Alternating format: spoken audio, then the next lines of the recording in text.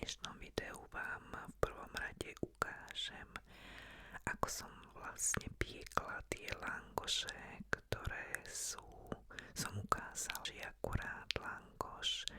Dali sme si smotanu, kyslú smotanu a cesnak rozpučený. S cesnakom takéto buchtičky som vytvorila. Vidíš, tak to má byť cesto. Veľa kúskov videí sa mi stratilo, takže iba takéto zábery vám viem z tohto langošu dať. Bol strašne horúci. Na TikToku majú strašne radi, keď jem aj tu na YouTube, takže aj to práve o to išlo vtedy. Takže takto langoš opečený, tento som už trošku viac opiekla a dala som si aj kečup. Tak o to ide práve, že v Rakúsku také tvrdé, tenké langoše robia, že nechápem, kto za to môže dať nejakú sumu zaplatiť. Tak no teraz by som si dala aj ja, takto keď pozerám sa o seba naozaj človek aj hltá na to. Áno, troštičku som mohla ešte viac opražiť. Jediná vec, ktorú radím, vlastne neradím, to dávať do cesta olej. Ja som nikdy nedávala a videla som to niekde, že oni dávali. No ale už sa miestňujeme na druhé video a to som pripravila linecké cesto som si, ale kávové, takže múka, cukor, maslo, 2 žltky a myslím 1 celé vajce a káva, instantná káva, takže kávové linecké klasické cesto vymiesila a takto vyvaľkala. Veľmi dobré cesto, toto som našla na dobrú chuť online. Veľmi veľa pečiem z tej stránky, páči sa mi, dokonca ja tam mám ešte svoju torta šampita. Potom ak budete na tej stránke, kúknite šampita torta. No a proste tie recepty, ktoré tam majú, sú dobré. V kréme sa trochu sekli na náš vkus. Možno, že zajtra, keď tie koláčiky sa stiahnu a tak zidú dokopy tie chute, tak to bude menej maslová chuť, lebo my veľmi nemáme radi, keď tak intenzívne cítiť maslo. No, takto sa to vykrojuje, no oni tam mali formu na to vykrojovačky. Bohužiaľ moje vykrojovačky ostali vo Viedni, budem si musieť znova všetko zaobstarať. Pri sťahovaní takéto maličkosti už naozaj sa nespratali, no ale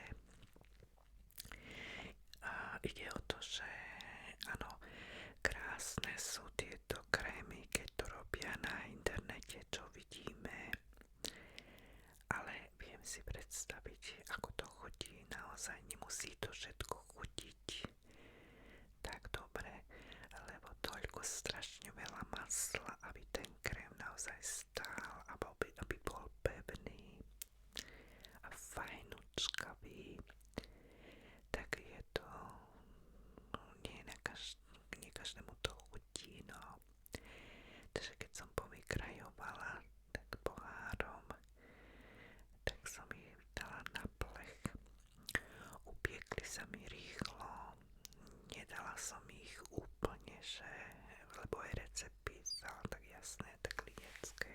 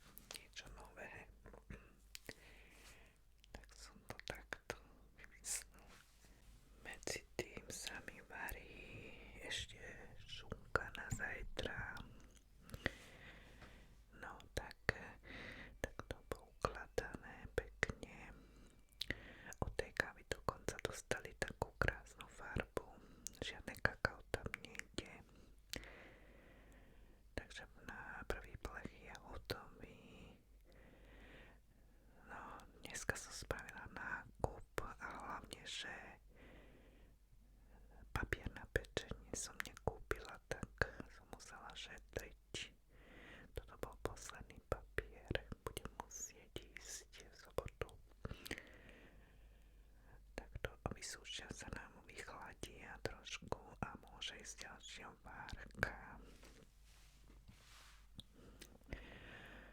Takže neviem koľko kusov vyšlo, tak zhruba poviem 20, 18, 14.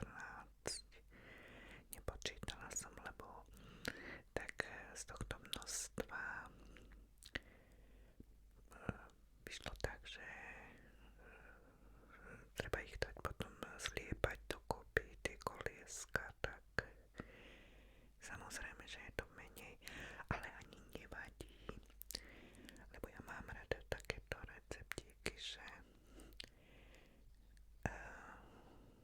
pomenej je, ochutnáme a no a toto je pre Berli, tento kúsok, 2 kusy som jej, lebo čaká, ona tam celý čas sliedi u mňa aj v kuchyni, tam sedí pri mne a čaká.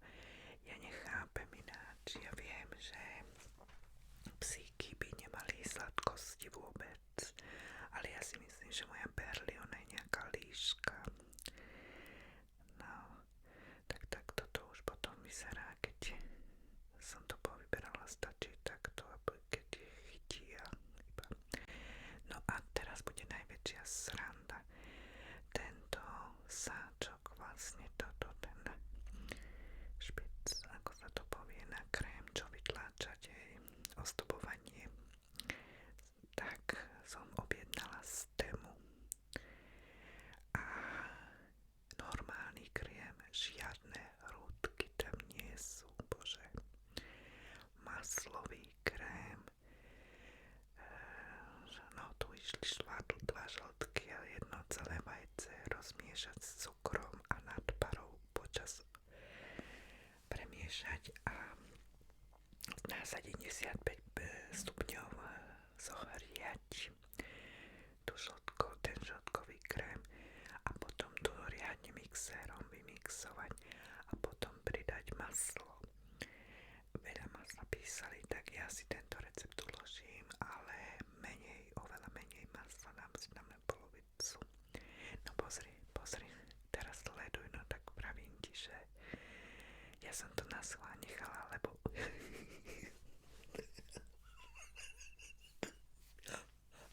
vidíš to, hovorím ti, že čo ja všetko stváram vo videách, to je hrozné. A ja som to chcela, že zapchať prstom. Hovorím, aby už, keď už to mám vo vreci, tak ďalej mi to a len si nedám povedať a len a tak sa dobre s tým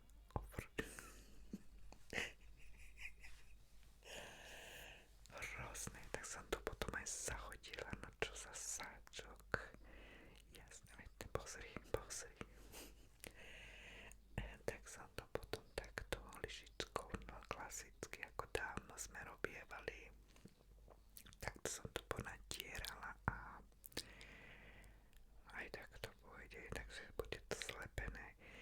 Možno môže byť, že viac krému som dala ako normálne by iný dal, ale zbytočne aj takto navrch potom ešte budem musieť to ozdobiť, lebo mi ostal zvyšil krém, takže na to množstvo ja si myslím, že ešte raz toľko keksov na to množstvo krému, lebo hovorím, ona písala, že celé maslo tam ide, no tak pravím, tak to som to ponatierala.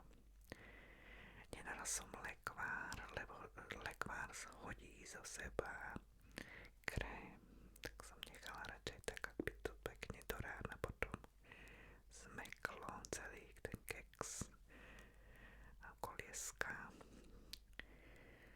že aj mi zvýši potom robím a budem musieť to na vrch, tak čo máš s tým robiť? Dobre, že môžeš odložiť, ale už tak 4-5 lyžičky už neodložíš a tam sa mi to zakašľať. No, tak ukážem vám to ešte teraz takto.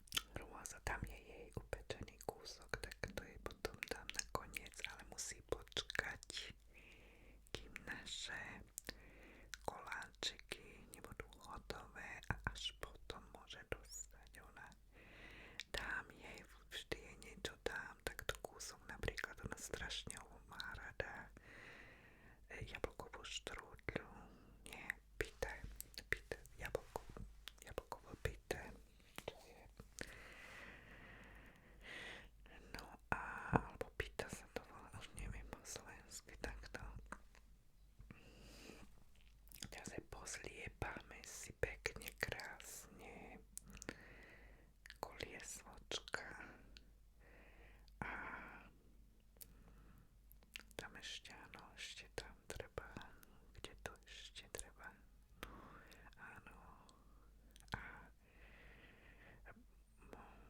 omáčať to v čokoláde. Ona hovorila, písala,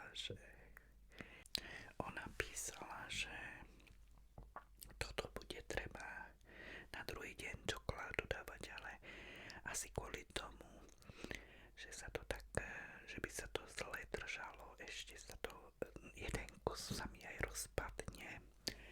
Poviem vám, ktorý, počkaj. No pozri, koľko kašlem, nechápem toto. Ale tak ako dobre to išlo, takto dokopy. Držalo to, zlepilo sa. Ja som to chcela už raz, dva, aby som to zajtra už mala, tak mám dosť. Tam dneska som robila aj šalát. Takto sa to krásne namočí. Už potom môže byť, že menej čokolády som spravila, ale tak hádam už to vyjde. No, zoberiem aj vás. Toto vám to chcem ukázať, že ako to z vášho pohľadu. Inak dobrý, klasickú čokoládu ja som robila, pretože polevy sú strašne drahé. Vlastne čokoláda to je už za 5 eur, to je strašne veľa. Tak normálne kakao, cukor a trošičku oleja a maličko vody. To je celé, dobre. Stúhne, a keď aj nestúhne, že nemá byť lámavá. Pozri, čo robí táto tu. Nemala by byť na tomto čokoláda taká až tak lámavá, aby to zmeklo, aby sa dalo normálne jesť. Takže tuk som ani nedávala tam, aby ostala pekne fajná. No, posledný kúsok hádam, ešte to, čo vyškrabeme, no takto. Nie sú úľné. Pozri, Berli, no. Dostala svoje a môže ísť, tak to jej ukážem a ide si na posteľ jesť. No a týmto krémikom, čo mi tam zvýšilo, som takto ešte vravím, ostobila mrch. Určite, že bude to tak príliš krémové, ale tak sviatok, vieš, na sviatok spravíš niečo sviatočné. A ja by som to nazvala, tento koláčik, tak, že úplne stačí jeden kus, keď máš na to chuť. Jeden kus, a kto má rád naozaj žltkový krém a trošku tam kávu cítiť v tomto hlineckom ceste, tak úplne stačí jeden kus. A vlastne ono tu potom už takéto košíčky vytvorilo takú hrúbku riadnu, ako nevyšlo mi na všetky, no koľko ich máme, počkaj, 3, 6, 9, 12 a tam máme tiež 12, nevšimla som si, pozrieme na konci, toto máme, áno, 12 a takto som to potom ešte nacvakla. Ďakujem vám veľmi pekne, moje sladí, že takto v rýchlosti som vám mohla toto videjko pripraviť. No kúknime v rýchlo 2, 4, 6, 7,